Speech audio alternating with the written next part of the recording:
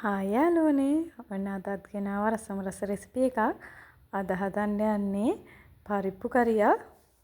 අපි බලමු රසට පරිප්පු කරිය හදාගන්නේ කොහොමද කියලා. මුලින්ම පරිප්පු ටික හොඳට සෝදගමු.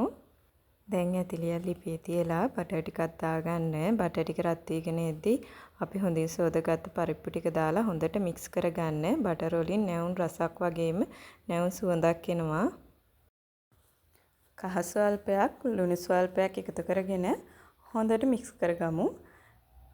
මම අද පරිප්පු එක හදද්දී පොල් කිරි එකතු කරගන්නේ වතුරෙන් තමයි හදන්නේ. වතුරෙන් හැදුවා කියලා නෑ, මේක හරියම රසයි. වතුර ඔයාලා කැමති ප්‍රමාණයට එකතු කරගන්න පුළුවන්.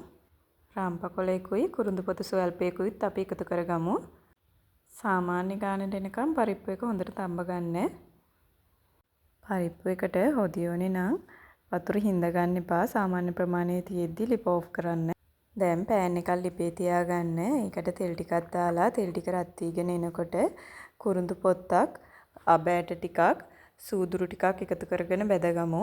ඒ ටික බැදීගෙන එනකොට පොඩි වෙඩ කපාගත්ත ලුණු ටිකක්, සුදු ලුණු ටිකක් දාගෙන හොඳට බැද ගන්න.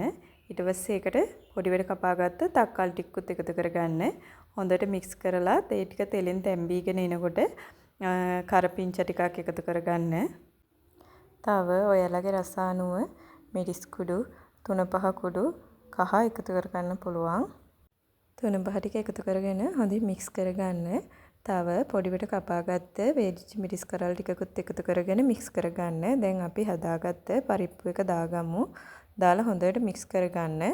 මික්ස් කරගෙන රස අනුව ලුණු එකතු කරගන්න. අපිත් කලිනුත් ලුණු එකතු කරපු හින්දා රස බලලම ලුණු එකතු කරගන්න. මම දැන් 4ට බලාගත්ත මිරිස් කරල් දෙකකුත් එකතු කරගන්නවා. තව පොඩි වට කපාගත්ත කොත්තමල්ලි කොළ ටිකකුත් එකතු කරගෙන හොඳට මික්ස් කරගන්නවා.